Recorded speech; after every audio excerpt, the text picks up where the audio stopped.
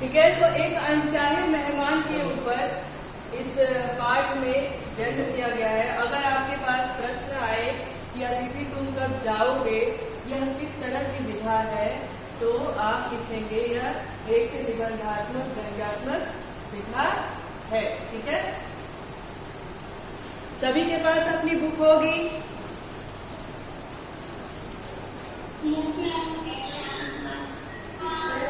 देखिए ये पाठ जो है ये शरद जोशी के द्वारा लिखी गई है और इस पाठ में है ना, इस पाठ में शरद जोशी ने एक अनचाहे मेहमान के ऊपर बहुत ही तीखा व्यंग किया है ना। बस अभी थोड़ा सा पाठ का बाहर जान लेते हैं कि क्या है। तो इस पाठ में जो शरद जोशी जी हैं उन्होंने एक ऐसे मेहमान की बात की है कि वो मेहमान किसी के घर में जाते हैं, जाने के बाद वो वहाँ रुक जाते हैं। तो देखो बच्चों, हर किसी की हैसियत नहीं होती है कि वो किसी मेहमान को 2 से 3 से 4 दिन तक रख सके और उतनी ही सेवा कर सके जितना एक मेहमान को देनी चाहिए। ठीक है, क्योंकि हमारी संस्कृति में अतिथि देवो भव माना गया है ना। क्या है, अतिथि का मेहमान की तुलना एक भगवान से की गई है। ठीक है, इसमें लेखक एक जगह जिक्र भी किए हैं कि अगर अतिथि 1 से 2 से 3 दिन से 4 दिन तक रह जाए तो वो अतिथि भगवान की तरह नहीं राक्षस की तरह हो जाता है कि नहीं। क्योंकि आजकल के जमाने में देखिए, आजकल के जो अभी का जो समय चल रहा है, करंट टाइम जो चल रहा है हमारा, इसमें हम बहुत छोटे से घर में रहते हैं, है ना।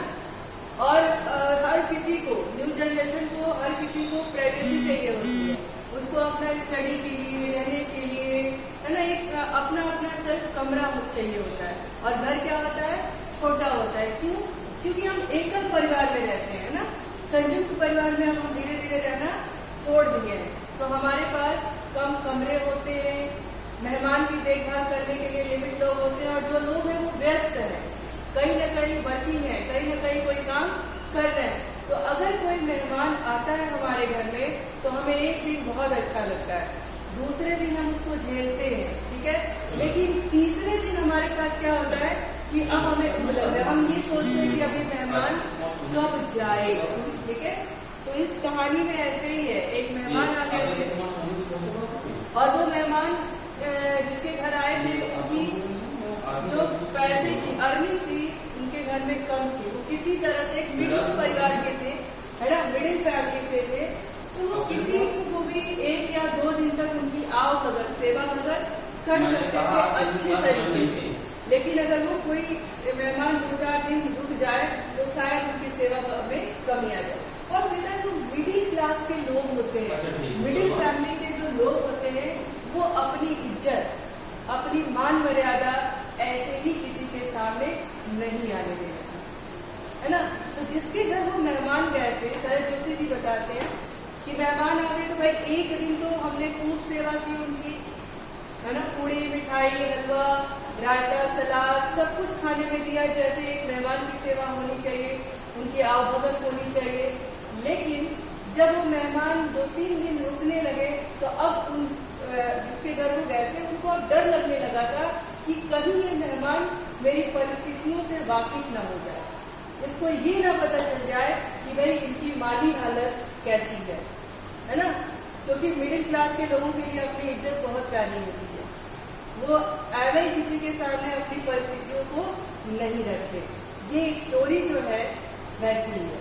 अब थोड़ा सा हम लोग शरद जोशी के बारे में जानेंगे कि शरद जोशी का समय कब से कब तक था, है ना, उनके जीवन से रिलेटेड कुछ चीजें देखेंगे।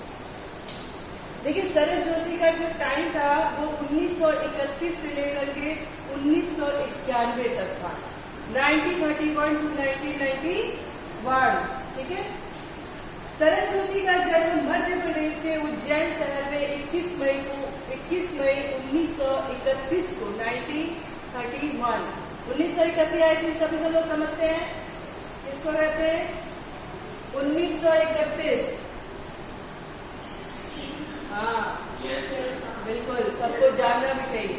ठीक है, तो 1931 में हुआ था। कहाँ पे हुआ था? मध्य प्रदेश के उज्जैन उज्जैन में।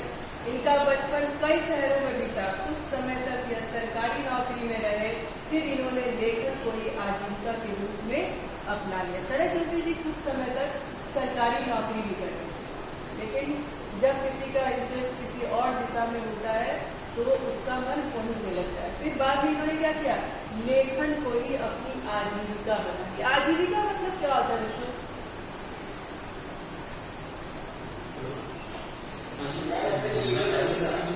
जीवन का हिस्सा, जीवन का हिस्सा भी, और जीवन का हिस्सा बना लेने से घर नहीं चलता है ना, अर्निंग का साधन बना लिया। उनकी जीविका यानी जीवन चलाने का साधन। और जीवन कैसे चलता है भाई? रोटी कपड़े मकान से चलता है, और रोटी कपड़ा मकान लाने के लिए हमें किसकी जरूरत पड़ती है? पैसों की। उसी को हम कहते हैं, उसी को कहते हैं आजीविका, है ना, अपना जीवन चलाने का साधन। ठीक है, हम आपसे कह रहे कि आप अपने जीवन को चलाइए। कैसे चलाओगे? आपको खाने की जरूरत पड़ेगी। अगर खाना नहीं मिलेगा तो आप कितने दिन सर्वाइव कर पाओगे? खाने के बाद कपड़ों की जरूरत पड़ेगी, घर की जरूरत पड़ेगी, और वो कहाँ से मिलेगी? पैसों से मिलेगी, है ना। फ्री में तो कुछ नहीं मिलता। तो वही शरद जोशी जी ने, इनकी लेखन में रुचि थी, तो इन्होंने सरकारी नौकरी छोड़ करके और लेखन को ही अपनी आजीविका का साधन बनाया, आजीविका बनाया। ठीक, इन्होंने आरंभ में कुछ कहानियां लिखी, फिर पूरी तरह व्यंग लेखन करने लगे। देखो ये जो अतिथि तुम तक जाओगे, यह एक व्यंग्यात्मक कहानी है, और शरद जोशी जी व्यंग्यात्मक लेखक थे। वो तीखा व्यंग, मतलब जो नैतिक हमारे आसपास जुड़ी हुई चीजें हैं उससे रिलेटेड तीखा प्रहार करते थे अपनी लेखनी के माध्यम से, है ना। लिखने के माध्यम से, अपने लेख के माध्यम से वो तीखा प्रहार करते थे, तीखा व्यंग करते थे। तो क्वेश्चन ये भी बन सकता है कि शरद जोशी जी किस तरह के लेखक थे? नाम पढ़ाना स्टार्ट कर दिया था।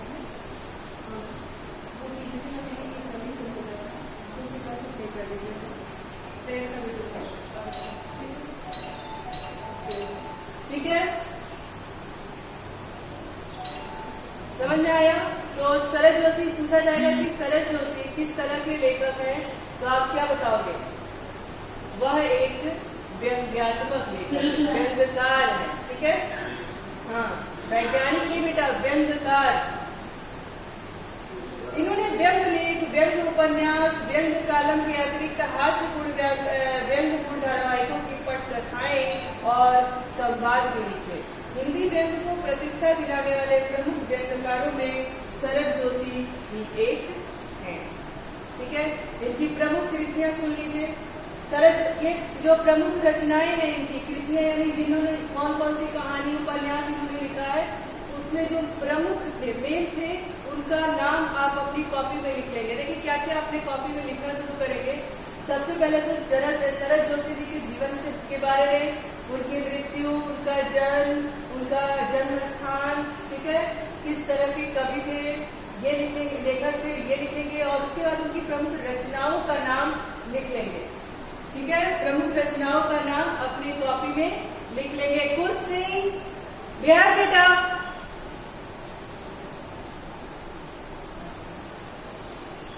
देखो कौन कौन से थे? परिक्रमा, किसी बहाने, जीप पर सवार, किल्लियां, तिलस्म, राह किनारे बैठ, दूसरी सतह, प्रतिदिन। दो व्यंग नाटक है, अंधों का हाथी और एक था गधा।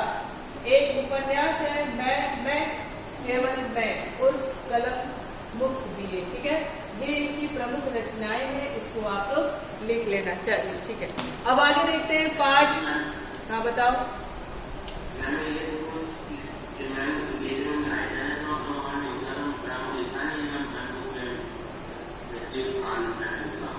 जन्म स्थान नहीं लिखा है, जन्म स्थान नहीं लिखा। अभी बताया हमने ना, मध्य प्रदेश के उज्जैन में इनका जन्म हुआ था।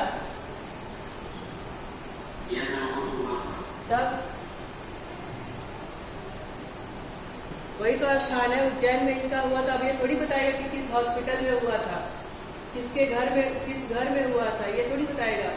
जन्म स्थान इन द सेंस कि किस शहर में हुआ था, किस गांव में हुआ था।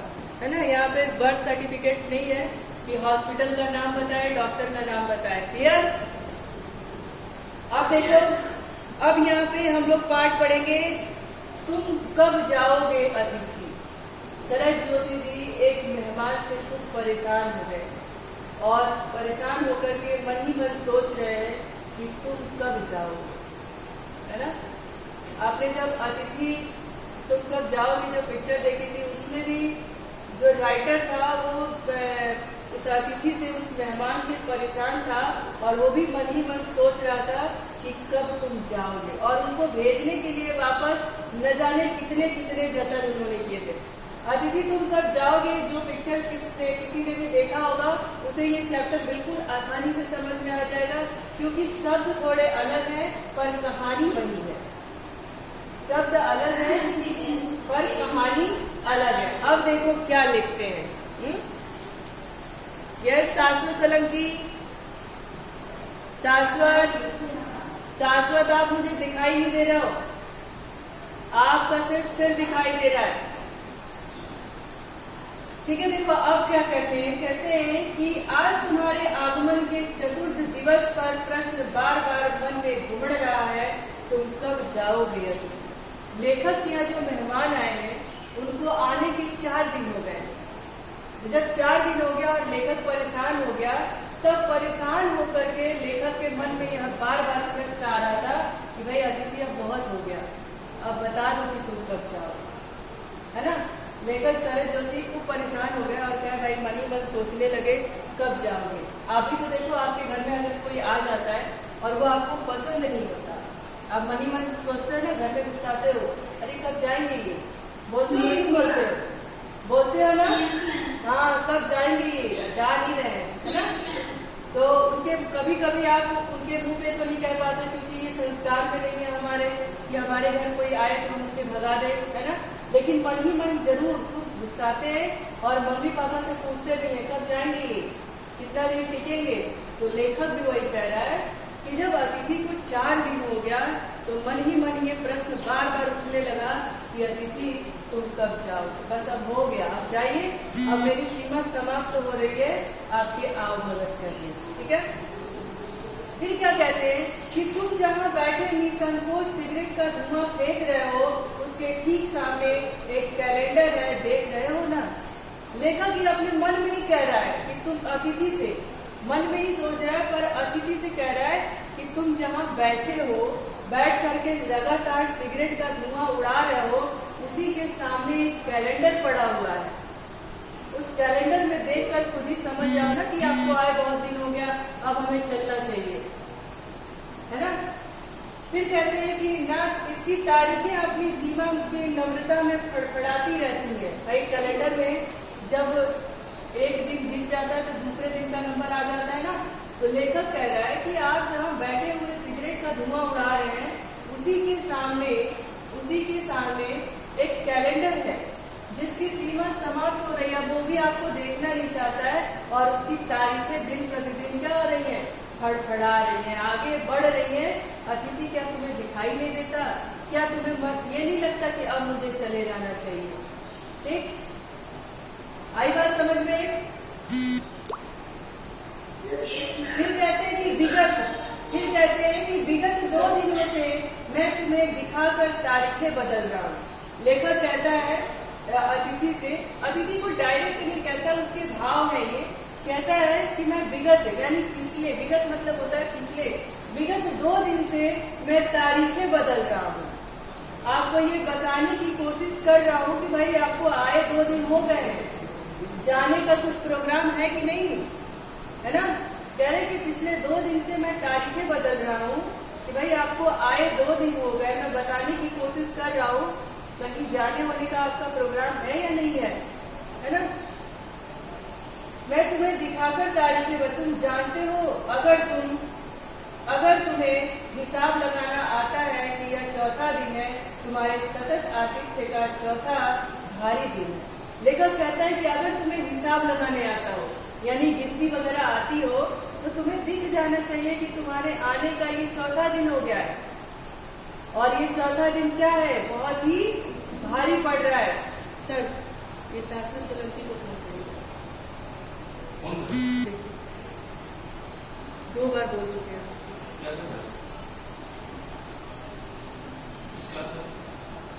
9th B बोल दूं ऐसे।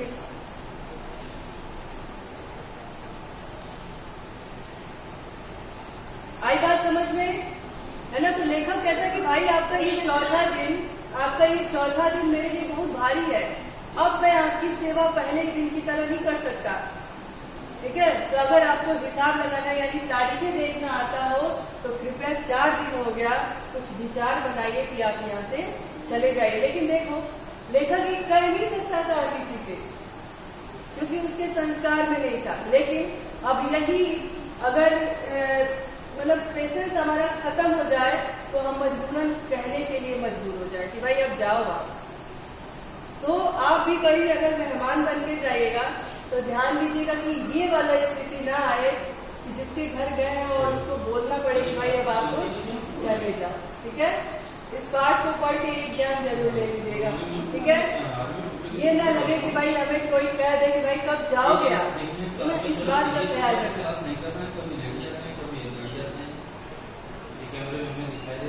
ठीक है, तो अब देखो कह रहे हैं कि चौथा दिन है, ये बहुत भारी है, मतलब अब मुश्किल हो रहा है आपका सेवा करना है, पर तुम्हारे जाने की कोई संभावना प्रतीत नहीं हो रही है। लेखक कह रहा है आपके आने का ये चौथा दिन हो गया है, लेकिन मुझे ऐसा देख करके आपको नहीं लग रहा है कि आप जाने के विचार में है। आपका मूड देख करके कहीं से नहीं लग रहा है कि आपको ऐसा लग रहा है कि भाई 4 दिन हो गया, कितना दिन किया, मुफ्त की रोटी तोड़ो, अब मुझे निकल लेना चाहिए। आपको देख करके बिल्कुल ऐसा नहीं लग रहा है। सासू तो वही छोड़ के चला गया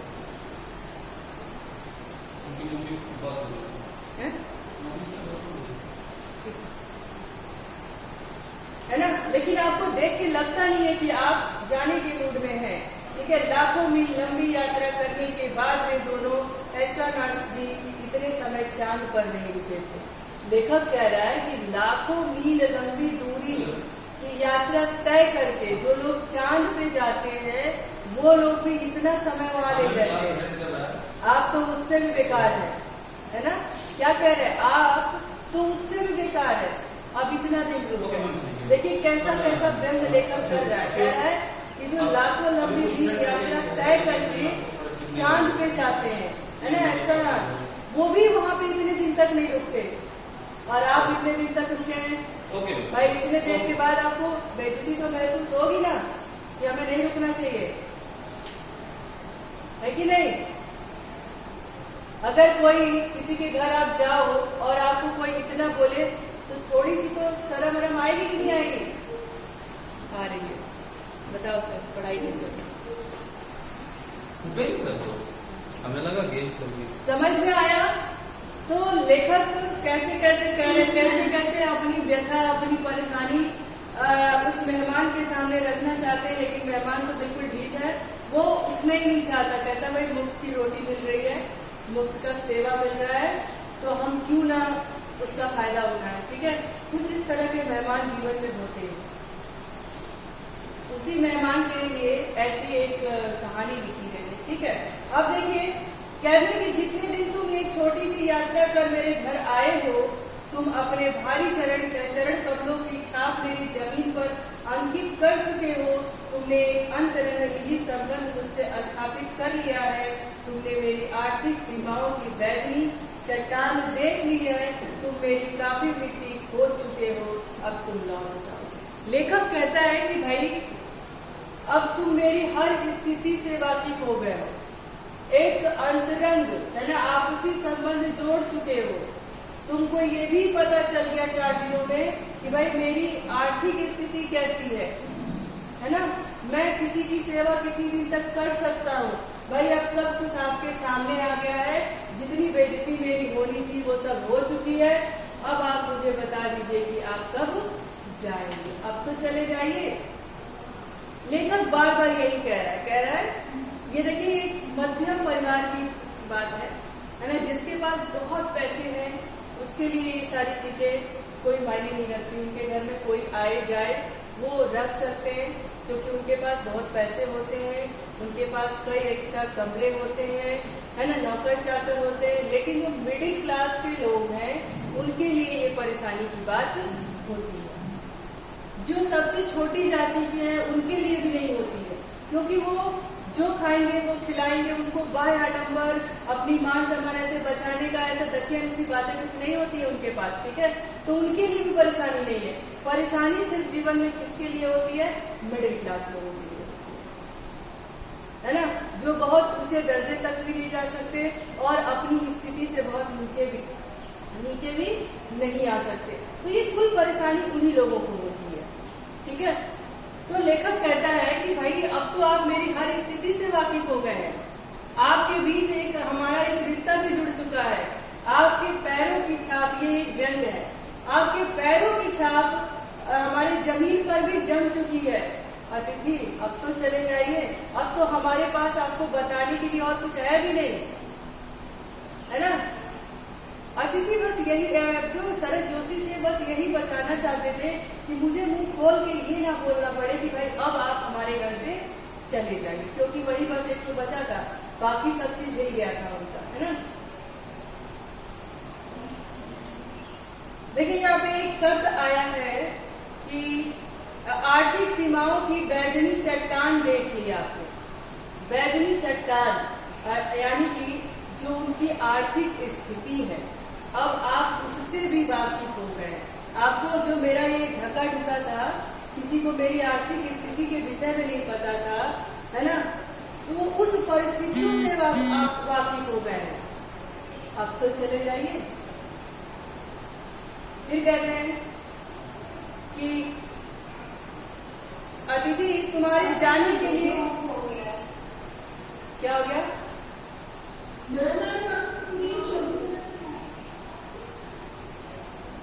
क्या कर दिया मैंने?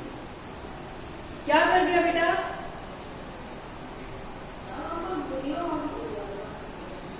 अच्छा अभी है, वीडियो दिख रहा है?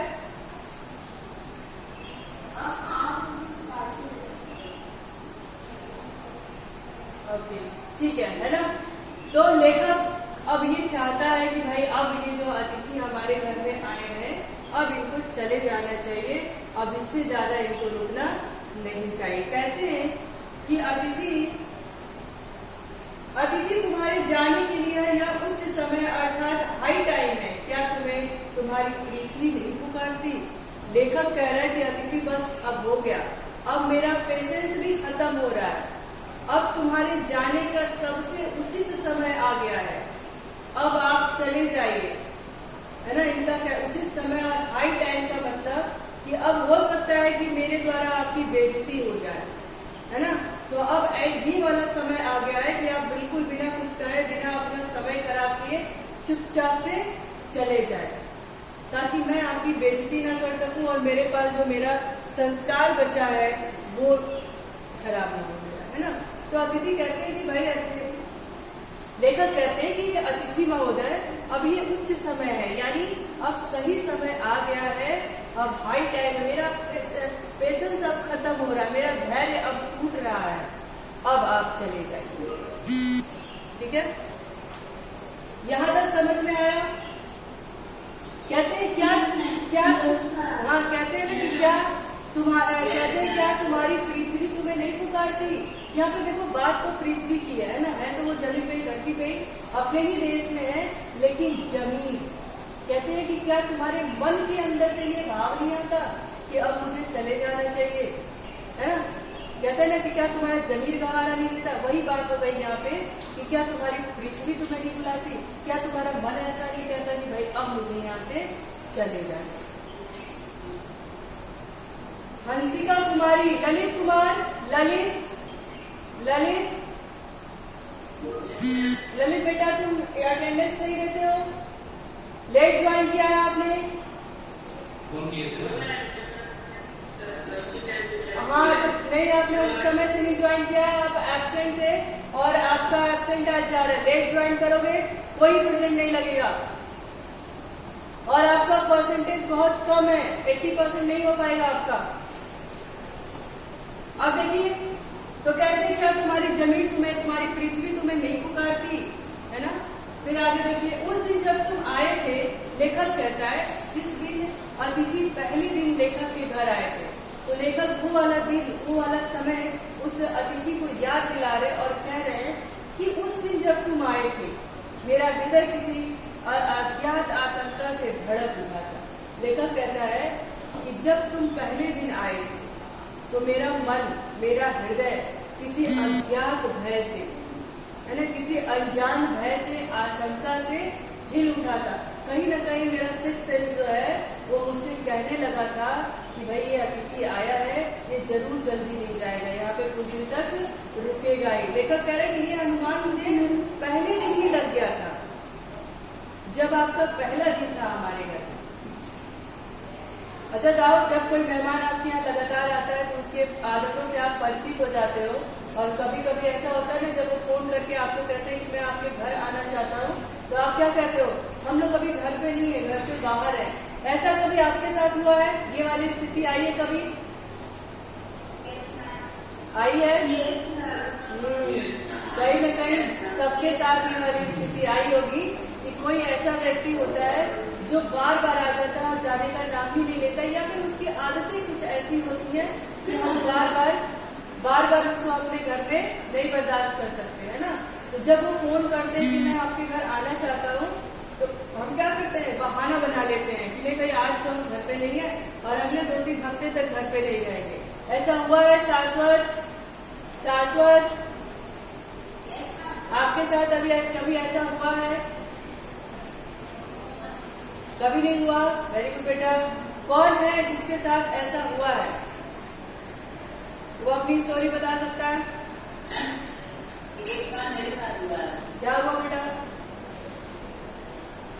सूर्यांश त्रिपाठी, माइक एक अपना कैमरा एक जगह स्टेबल रखिए, घर मत घुमाइए मुझे। हाँ बताइए दिनांश। एक बार वो आए थे ना, लेकिन वो जाने का नाम नहीं ले रहे थे। वो अगली बार फिर ऐसे बहाना बनाने लगे कि वो है ही नहीं करते। चलो, है ना, तो ऐसा कभी न कभी किसी के। हाँ बताइए सिमर।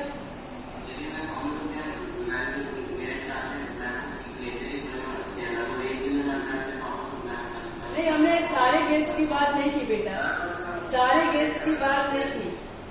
कुछ गेस्ट ऐसे होते हैं जो आके जम जाते हैं, या फिर आने के बाद अपने अपने नियम चलाना शुरू कर देते हैं, जो आपको बिल्कुल बर्दाश्त नहीं होता, है ना। वो आप बार बार आपकी पढ़ाई को लेकर के आपको टॉन्ट करते हैं, आपकी आदतों को लेकर के टॉन्ट करते हैं। वो चीज कहीं ना कहीं हमें चुभती है और हम कहते हैं, मन में सोचते हैं कि ये दोबारा कभी ना आए। ऐसा हुआ है? हाँ हाँ, वही बात हमने कही कि कुछ ऐसे मेहमान आते हैं जिनको दूर से देख के लगता है इनको बहाना बना के और इनको यहीं से विदा कर दिया जाए। ठीक है, चलिए अब आते हैं अपने पाठ पे, है ना। तो कहते हैं कि जब तुम आए थे, लेखक कह रहे हैं कि जब आप आए थे, आपके आने का पहला दिन ही था, तो मुझे एक आशंका हुई, है ना, कि कहीं पर आशंका हुई और मेरा दिल धड़क गया, यानी अब मैं मन ही मन डर गया, अंदर ही अंदर मेरा बटुआ कांप गया। कोई बताए कि बटुआ कांप जाने का क्या मतलब है? प्रियांशु, परीक्षित सूरी, हाँ बताइए, बताओ वैभव सिंह। हाँ, उनको मन में ऐसा लगने लगा कि उनका बटुआ कांप गया, यानी कि अब तो मेरी परिस्थिति, आर्थिक स्थिति हिल जाएगी। जो मैं 2000-5000 रखता हूँ कि महीने में भर भी इसका, हाँ, इस 2000 से मैं पूरे महीने का खर्च चलाऊंगा, लेकिन ये मेहमान जो आ गए तो कहीं न कहीं मेरा जो बजट है गड़बड़ हो जाएगा, है ना। लेखक के मन में यह आशंका उस मेहमान को देख करके हो गई। ठीक है, फिर कहते हैं कि उसके बावजूद एक स्नेह भीगी मुस्कुराहट के साथ मैं तुमसे गले मिला। लेखक ने कहा इस बात पर मुझे डर था, लेकिन इसके बाद भी मैं एक स्नेह भरी, यानी प्यार से, भले ही ऊपर के मन से, है ना, लेकिन दिखावे में ही मैं प्यार से आपके गले मिला, ये सोच करके कि आज आए हो सकता है कि आज ही चले जाएं, तो मेरा बटुआ भी नहीं कांपेगा और आपके प्रति मान सम्मान मेरा बना रहेगा। ये सोच करके लेखक जो है उनको स्नेह से प्यार से गले भी लगाए और उनका स्वागत किए। और मेरी पत्नी ने, लेखक ने कहा कि मैं आपको स्नेह से प्यार से गले लगाया और मेरी पत्नी ने नमस्कार कर, यानी सादर नमस्कार कर इज्जत से आपका स्वागत भी किया। ठीक है, तुम्हारे सम्मान में वो अतिथि, लेखक कहता है कि पहले दिन की बात कर रहा है कि तुम्हारे सम्मान में अतिथि, तुम्हारे सम्मान में हमने रात के भोजन को एकाएक उच्च मध्यम वर्ग के डिनर में बदल दिया। लेखक कहते हैं कि हमारा जो भाई, हम अपनी स्थितियों के अनुसार रात का भोजन, दिन का भोजन, नाश्ता करते हैं जो हमारी स्थिति है, ठीक है, जो हमारी हैसियत है।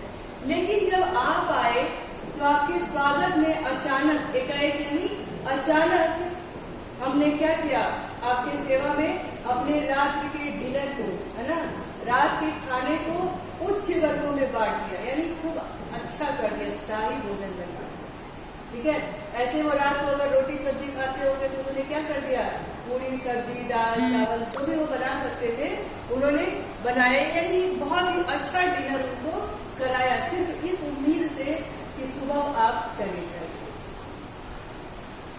तो कहे एकाएक उच्च मध्यम वर्ग के डिनर में बदल दिया था। तुम्हें स्मरण होगा कि 2 सब्जियां, देखिए क्या क्या बनाया था उन्होंने। लेखक कह रहा है कि अतिथि तुम्हें याद होगा, स्मरण होगा कि 2 सब्जियां और रायते के अलावा हमने मीठा भी बनाया। भाई, एक सब्जी में काम चल जाता, नहीं भी मीठा रहता तो भी काम चल जाता। ठीक है, लेकिन जब उनके घर मेहमान आया था तो उन्होंने आओ भगत के रूप में कि भाई मेरी तारीफ करेंगे घर जाकर कि उनके घर में गया था और उन्होंने मेरी इतनी इज्जत की, मुझे ऐसा लजीज खाना खिलाया। तो ये सोच के मैंने क्या किया, 2 तरह की सब्जी, रायता और उसके साथ मीठा भी बनवाया, है ना, उसके साथ मैंने क्या किया, मीठा भी बनवाया। आरव भारद्वाज, आरव भारद्वाज, आरव